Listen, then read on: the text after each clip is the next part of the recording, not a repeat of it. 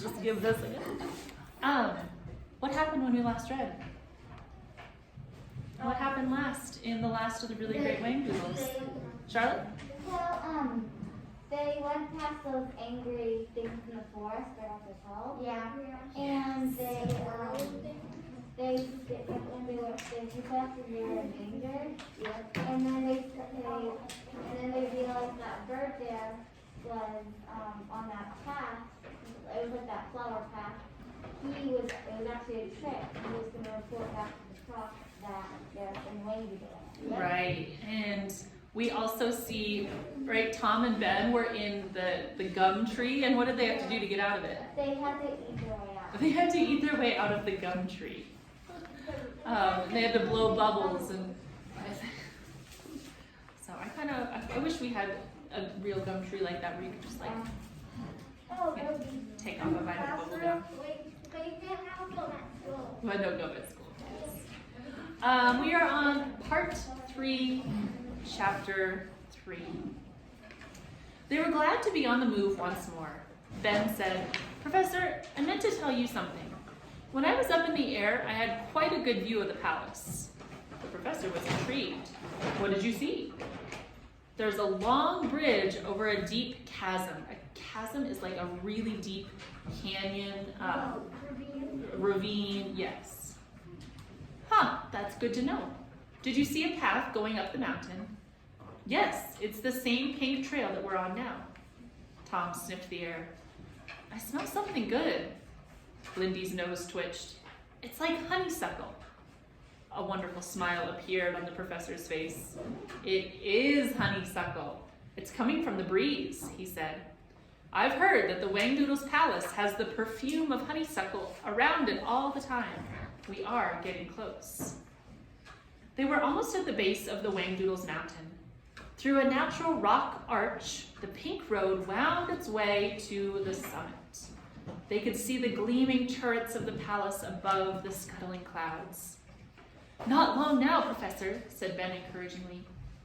He had no sooner spoken the words than they were echoed by a chorus of soft voices in the surrounding hills. "Not long now, not long now." The professor said distractedly, "Fiddlesticks, what is that? What's going on?" "What's going on? What's going on?" said the voices, and they grew a little louder. The children moved close to the professor. They could see nothing to account for the voices, and there was no clue as to where they were coming from. The echoes chased themselves around and around. The professor rubbed his head irritably. "This is too much. I mean, a fight is a fight, but the proc goes too far." He raised his voice. "Come on out, come on, wherever you are, let's see you. Let's see you, let's see you," mocked the voices, laughing shrilly. Lindy took the professor's hand, her face white with fear. Ben felt the anger welling up within him. "Now stop that," he cried. "Stop that, stop that, na na na na na." The voices grew louder yet.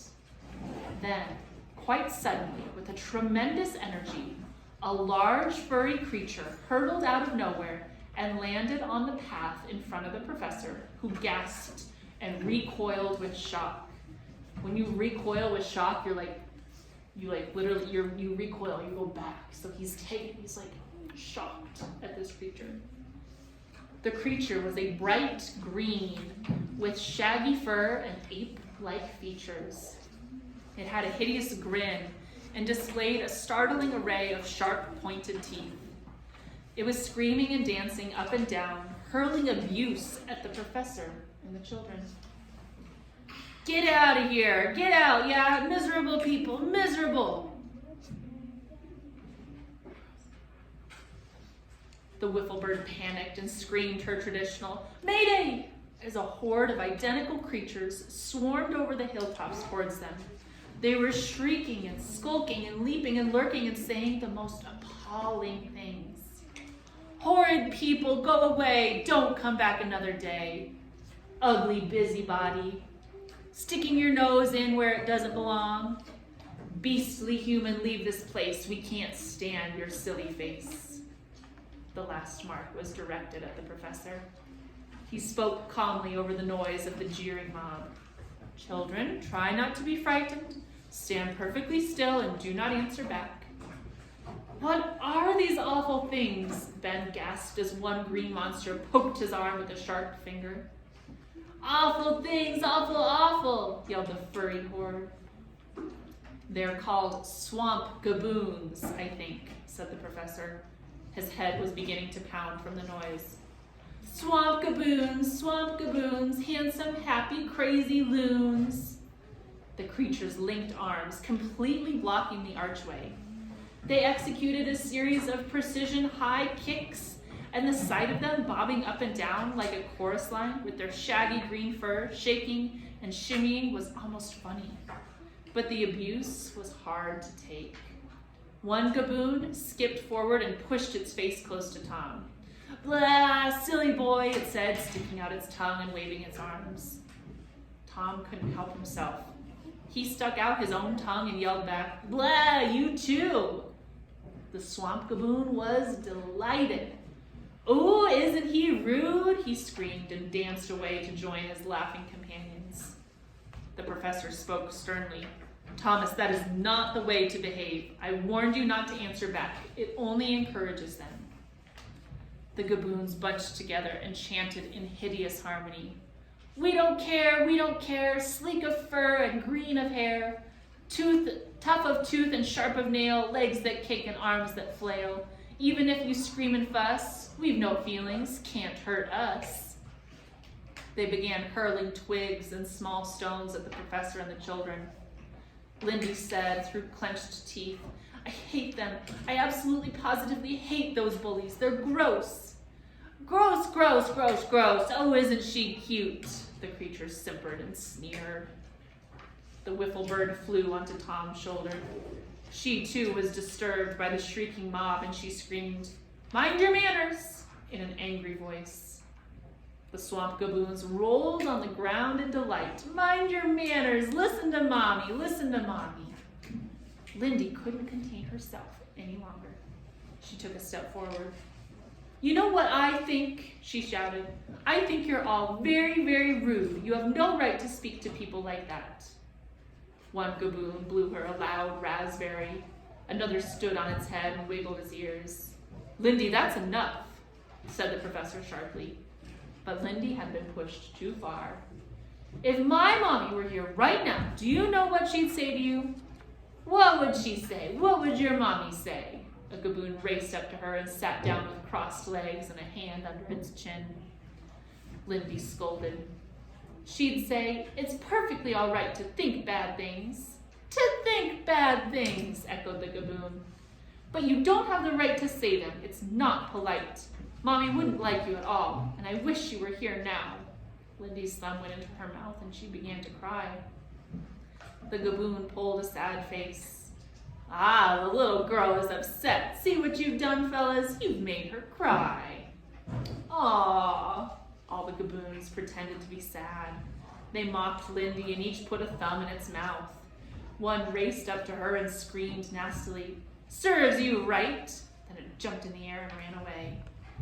Benjamin was furious. Until now, he had been able to control himself. But seeing how cruelly the gaboons were teasing Lindy made him lose all reason. The professor caught him just as he was about to hurl himself upon the offending creatures. Benjamin, control yourself. Lindy, stop that crying. Now listen to me, all of you. The swamp gaboons, feigning interest, crowded around. But as soon as the professor began to speak, they made such a racket it was hard for the children to understand what he was saying. The whifflebird said, mind your manners, and that's what we're going to do. The more you respond to these miserable creatures, the professor ducked as one of them tried to pull his hair, the more ammunition you give them. Unless we ignore them, we'll never get through. You'll never get through, you stupid, sloppy, no good human. The gaboons shrieked and formed a line across the archway again. The madder you get, continued the professor, the more they love it. We love it, roared the furry mob. So we're going to ignore them. I believe that if we do this and concentrate on the important issue, which is why we are here and whom we came to find, said the professor, speaking the words with great emphasis, then I do not think they can stop us. Come on now. Stare the creatures down if you have to, but do not respond to them. The children and the professor began to walk slowly towards the arch. The swamp gaboons went berserk. "Hateful boy, silly girl, monster man," they yelled. They tugged at the professor's clothing and pulled Lindy's hair and pinched Ben and Tom. The professor raised his voice again. "I do believe it's going to be fine weather at the top of the mountain, don't you?" Ben took the cue. "I think you're right, sir. Lindy, can you see the palace up there? Don't you wonder what it's going to be like?" Oh, yes, I do," Lindy replied bravely. She was still close to tears, but she put an arm around Ben and said fiercely, "Ask me something else, quick." "Well, now, Professor, Lindy wants me to ask her something. Tom, do you have anything to say?" Ben had no idea what he was talking about, but just saying things made it easier to ignore the tormenting crowd. They reached the arch, and the gaboons were in a frenzy. "Don't you dare go through! Don't you dare!" they bawled. One gaboon, with foul breath, thrust its face close to Tom. "Do you know you have a silly nose?" it hissed. Tom swallowed hard. The professor said lightly, "Steady, Tom." "You have cauliflower ears, too," mocked the gaboon, "and crossed eyes and yellow teeth." "Thank you so much," Tom managed to say politely, and to his surprise, he felt rather good. The professor tapped a large swamp gaboon on the shoulder with his umbrella. "Excuse me, my good fellow, we'd like to get through, if you don't mind. Now, Ben, you were saying..." He walked past the creature slowly and calmly. It bellowed with anger. "Don't you touch me, you measly wart, I hate you." It belched loudly in Ben's ear. The boy jumped, but he kept his arm around Lindy and continued to walk beside the professor. "Not long now," said the professor encouragingly. "See, we're under the arch and there's the road ahead. Keep your eyes on it, children." Look out, there's a monster behind you," screamed the gaboons. "Don't look back," urged the professor. "Your shirt's hanging out, you ridiculous boy." Tom felt something tugging on his pants. He put his hands behind him and a swamp gaboon grasped his fingers and held them tightly. Tom looked imploringly at the professor. "Keep walking, Tom. Even if you drag the creature with you, just keep moving." The swamp gaboon hung on and dug in its heels. It sat down on the road like a sulking child refusing to walk. "I'll bite you," it said cunningly. "I'll bite your hand off, you nasty boy." Tom felt sharp teeth nibbling at his fingers. It took all of his self-control to overcome his panic. Then he had an idea. He turned quickly and whacked the gaboon sharply on top of its head. At the same time, he pumped the hand that was holding his and said politely, "It was such a pleasure meeting you, old boy. Goodbye." The gaboon was so surprised that it released Tom's fingers, and the boy instantly put both hands in his pockets. Now the swamp gaboons changed their tactics. As the professor and the children walked farther and farther away from them, they sobbed and howled and tried all manner of last-minute tricks to gain their attention. Come back, I was only joking. Take me with you, please. Ouch, I've hurt myself badly. Help, I've broken my finger. I've broken my back. I'll eat worms if you don't turn around. I'll hold my breath until I explode. You'll be sorry when the Whangdoodle hears of this." Their voices began to fade. The professor smiled in weary triumph. He looked at the children. "Well done, my friends. Listen to how truly silly they are. I think they will not bother us anymore. We shall walk a few more yards until we are around the next corner. Then we will relax. For if we don't, I think I shall collapse. I don't ever recall being so exhausted." That was good. Is that chapter?